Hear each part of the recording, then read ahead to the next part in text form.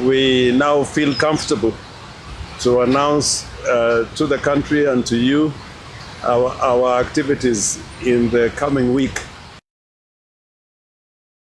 Apologies from our members who are not here. Our Secretary General, Edwin Sifuna, Secretary General of the ODM, and Senator for Nairobi. Now, we wish to pass messages of goodwill to our Muslim brothers during this month of Ramadan, holy month of Ramadan, and hope that at the end of it, they'll have a prayerful and celebratory end of the month of Ramadan, and particularly the celebration of Eid al-Fitr. We are going to begin our activities this weekend on the 22nd, Sunday the 22nd, with a prayer and public meeting in Narok. That is on Sunday the 22nd. On the 27th, we are holding a People's National Delegates Convention here in Nairobi, and the location of that meeting will be announced in due time. On the 29th, we are having a meeting in Mombasa, a public meeting, which we have had to postpone, as I said, because of the holy month of Ramadan. That meeting will take place on Sunday, the 29th of March, 2026. Now, having said all that, we wish to share some of the ongoings, and probably I'll invite my colleagues to comment on individual issues, part of which is matters that are of a public nature that are ongoing and need some comment from us. And I'll also come at the right end. But for the beginning, let me invite the Honourable Member for Suba to say a few words. And he's the Secretary General of Azimio in office. Thank you. Yeah. And also and leader of majority. Secretary General of Azimio Parliamentary Group as well. Good afternoon, everybody.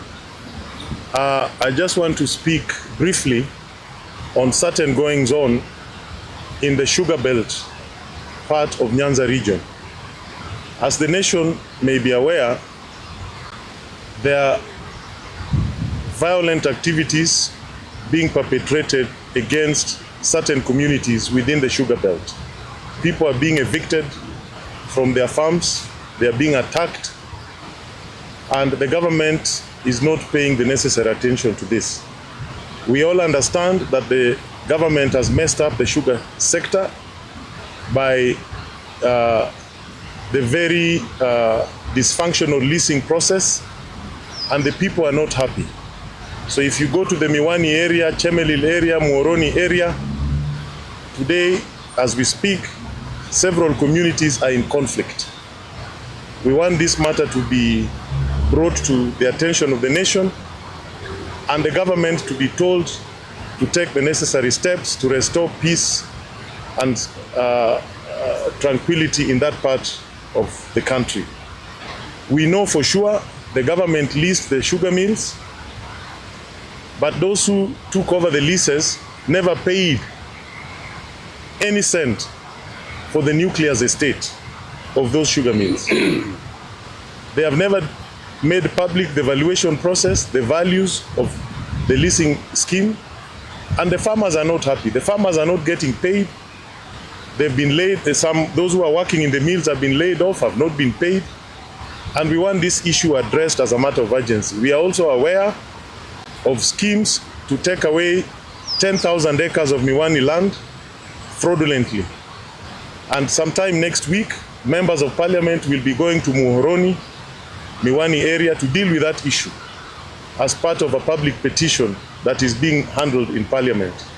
So we really want to bring this out and to tell the government to get serious with the welfare of the people of the sugar belt. There's no point planning state visits or a lot of activities around Kisumu next week when the main economic activity of that area is being sabotaged by the government. When peace is disturbed by agents of government attacking innocent Kenyans and evicting them from their farms. And even you people of the Fourth Estate, please amplify this issue so that the truth can come out. Thank you very much. And I think we have the governor, Nairobi, incoming. Thank you, members of the press.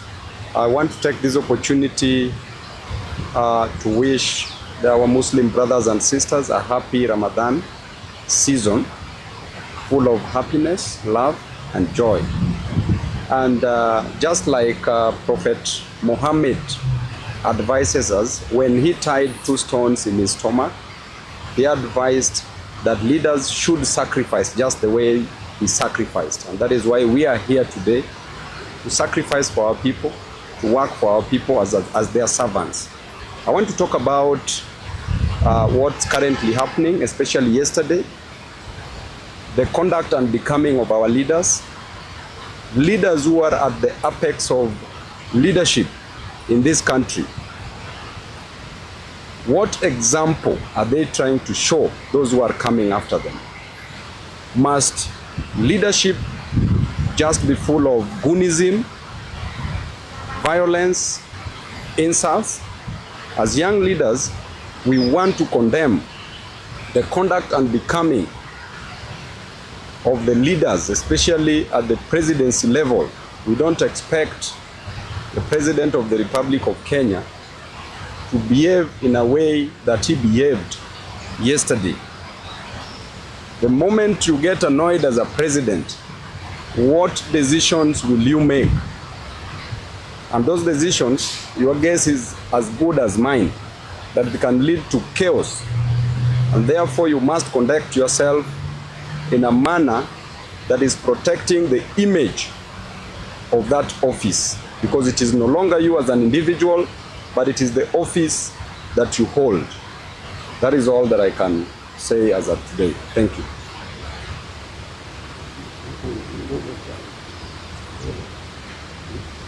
Yeah, Ruben, kidogo. Thank you very much, our leader. I'll be very much brief, members of the press. First, it's about Nairobi. The demolition of the properties around Nairobi is really very bad. Just yesterday, you saw it in Kamukunji. People were really surprised of what the demolition occurred there. And in fact, I give credit to the members of the press of what you did. You shown that what happened yesterday was not good. So I don't know why the government is doing that. You know, Nairobi is becoming like a place where people are sleeping outside every day, which is not good. To add on what our incoming governor of Nairobi say about discipline. Discipline, that's my work. And I'm telling Kipchumba, kamata bwana hawa watu. Kwani usikamate Ruto? Kamata yeye. Why are they doing that? He wanted to arrest somebody else recently. Sasa kamate president. Si anatukana watu matusi mbaya mbaya. We William, wache hiyo mambo bwana. We ni president. We have to tell you. We ni mwenzetu. We know you very well. Wengine hawakujui, si tunakujua. Na wasicheze. We don't want our kids to come out the way things are happening. Insults everywhere from our leaders. William, wache hiyo mchezo bwana. Thank you. Brian, coordinator from Kakamega. Thank you so much. My name is Dr. Brian Lishenga. I would like to address matters concerning the health sector. First, we condemn the attempts for hostile takeover of Nairobi Hospital. This is a private institution, and therefore we condemn any attempts by any individuals using state resources to take over the Nairobi Hospital. The Nairobi Hospital is long established. It has its proper structures. They should be respected. We also condemn the arrest of senior doctors by the government on allegations that have no heads or tails. And we call immediately for the release of Dr. Obwao and the colleagues. And we ask that the state gets its hands off the health sector. The correct focus of the state should be on the rundown public health system, the hospitals that are not being paid, the patients that are not being supported. So we would like to condemn these actions and call for the government to retain its focus on strengthening the rundown social health authority. Thank you very much. Deputy Party Leader. Well, I think my colleagues have emphasized most of the issues, but I just want to reiterate that after the Eid holiday, we will be resuming our activities as indicated by our senior Governor Orengo, that on 22nd, on Sunday, we shall be visiting Narok town, and on 27th, we are holding an ODM People's National Delegates Convention, which is going to run parallel to the NDC that has been called by the Linda Group, Linda Ground Group. And on 29th, we shall be having a mega rally in Mombasa town. So I think those dates are very clear. And I also want to emphasize that the Linda Mwananchi, we have made a decision that we are not going to participate in the National Delegates Convention that has been convened and organized by the Linda Ground Group, because that NDC is illegal, that NDC is undemocratic, and some of the ODM members have gone to court questioning the legitimacy and also the legality of that NDC. So that has to come out very clearly. We control 35 counties out of the 47 counties, and we expect that the delegates who will be coming to our meeting will be the joining delegates, as opposed to theirs who will be fake delegates. And we are told they are compiling a list of fake delegates who will attend the NDC. So any ODM member, be aware that the NDC convened by the Linda Ground Group is illegal, and should be avoided like plague. The NDC they should come to is the NDC organized by the Linda Mwananchi group that is here today. And finally, I also want to pick up on what Honorable Babu said regarding the conduct of our leaders. I want to remind President William Ruto that he took the oath to uphold the Constitution of Kenya. And some of the utterances that he has made for the past few days do not portray a leader who is supposed to be the president of Kenya. In fact, I want to remind President William Ruto that his utterances actually border on misconduct, which is a ground for impeachment of the president of Kenya. We want a president that will unite this country, a president that respects the Constitution, and a president that respects alternative opinion, so that we can have a strong country. Thank you very much. Just two comments from me before we invite the questions. I also want to join in by saying the president must be called to order. And quite rightly, as stated by Senator Godfrey Osotsi, the grounds of impeachment normally include gross violation of the law and violation of the Constitution. The Constitution on Leadership and Integrity requires that state officers, which include the President, must conduct themselves in a manner that brings honor to the nation and dignity to the office that state officer occupies. In the articles that relate to the freedom of expression, our Constitution frowns on acts of hate speech, and a lot of what the President talked about, the verbal diarrhea on his part, I think can be described as hate speech. And the Constitution also frowns on incitement and vilification of others. And this applies to him particularly because Article 131 of the Constitution requires of him to promote constitutional values and principles, and that he should bring about unity in the country. So those utterances on his part, and we have not taken an oath like the President. Gachaga has not taken an oath, but the President has taken an oath to defend and protect the Constitution. So his utterances constitute an abomination. And if we were in a society where the leadership, particularly in the assemblies, including the parliament, I agree with Godfrey Osotsi that the only way the president can be called to order is by impeachment or a sanction by way of a resolution in parliament. And we have precedent for those kind of infractions of the law.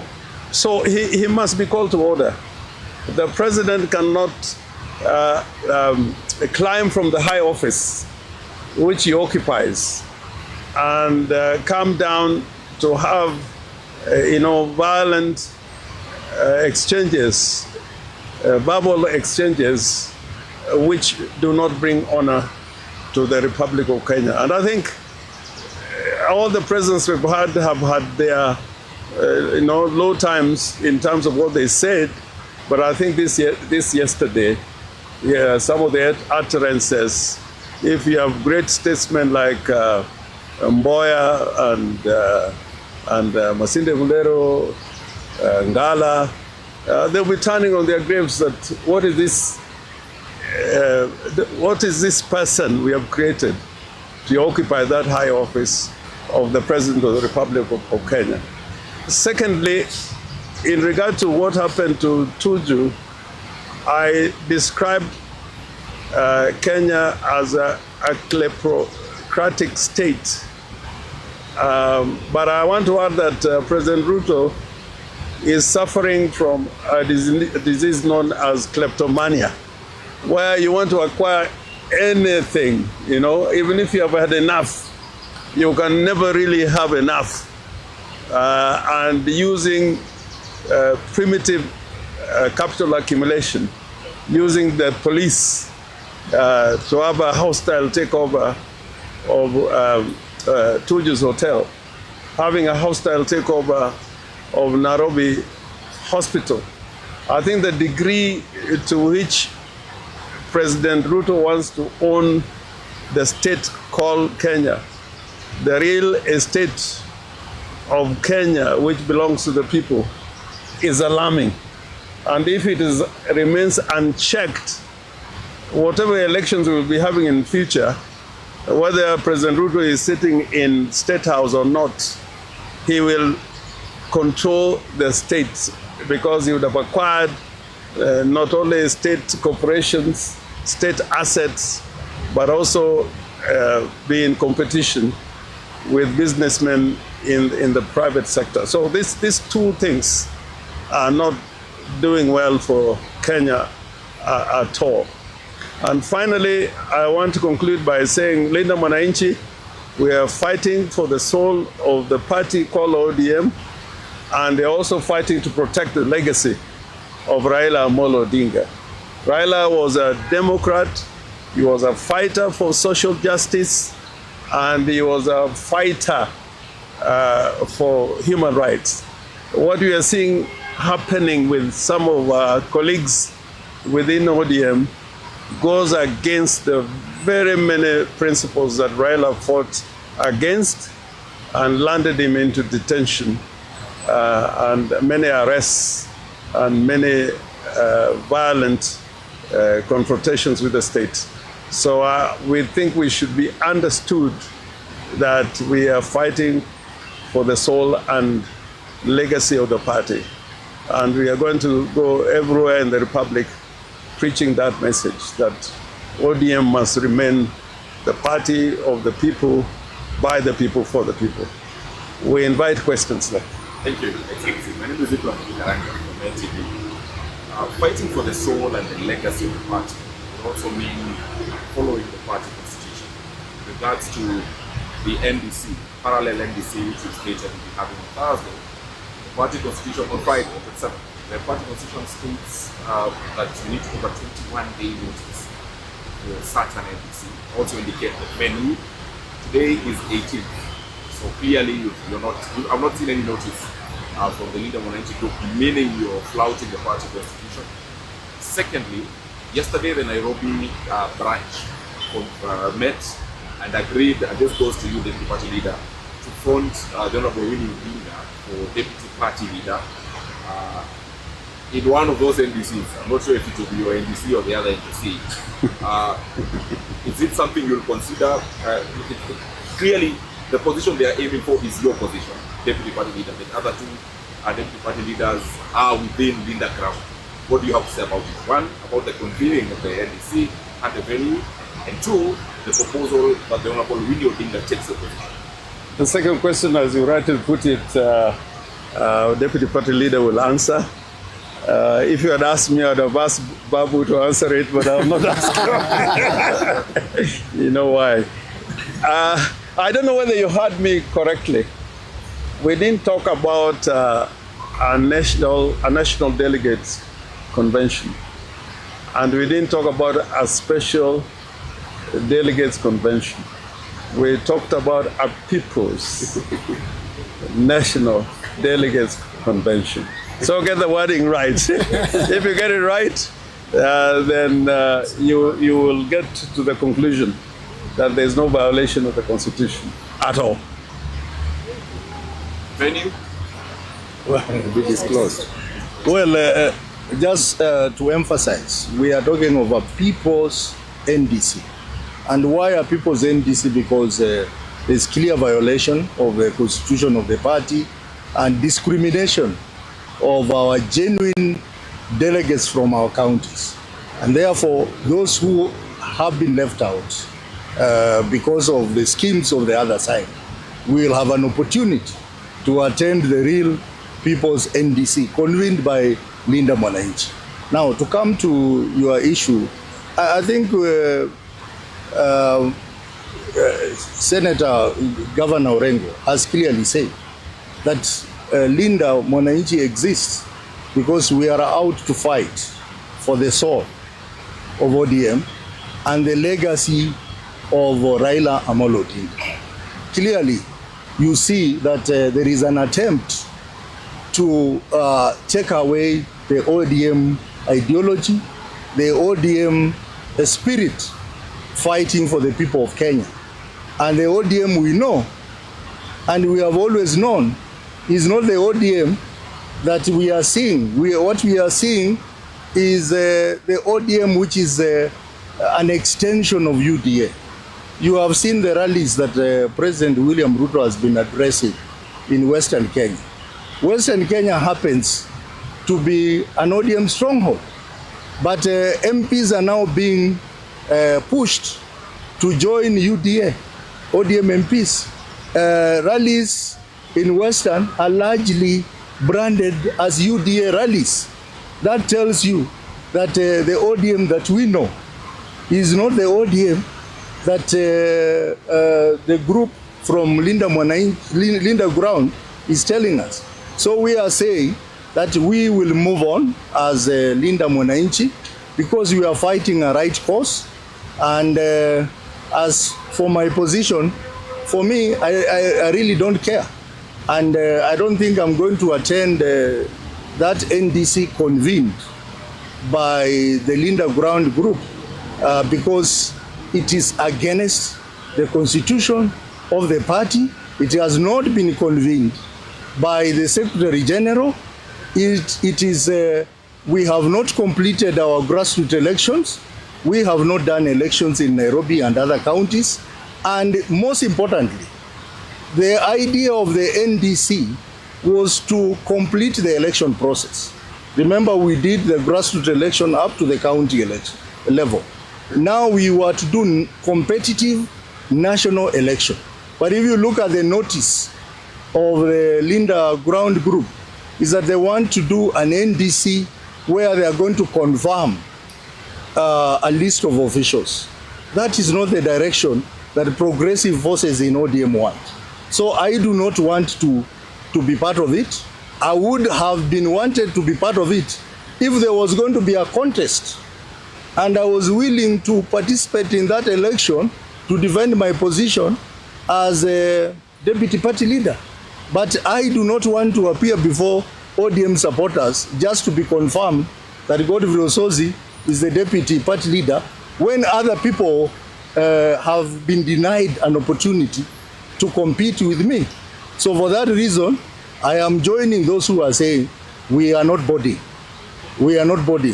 For the issue of Winnie, I think Winnie has a democratic right to decide for herself whether she wants to be party leader or a deputy party leader.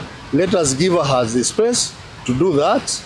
But I just want to, as a caution, to tell her that I think she needs to tread very carefully because I think those from Linda Ground would want to use her to justify what they are going to do on 27 to confirm people without a competition.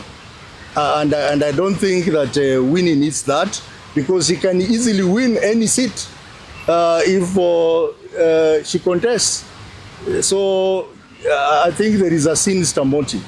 But we are not focused on that as Linda group, Linda Mwananchi group, because our focus is to fight for the soul of ODM and the protection of legacy of Baba Raila Amolo Odinga. I think on the issue of Winnie, now that comrade says that I need to say something, I'll answer Winnie's issue with a story that is told about a turtle that had a kingdom. So there's a person who went close to a pond where the turtle was the king or the queen. So the person told the turtle that, do you believe that there is a bigger kingdom than the pond that you are at? And the turtle said that this kingdom is the biggest. There is no any other kingdom. And if you show me another kingdom, I will give you my kingdom.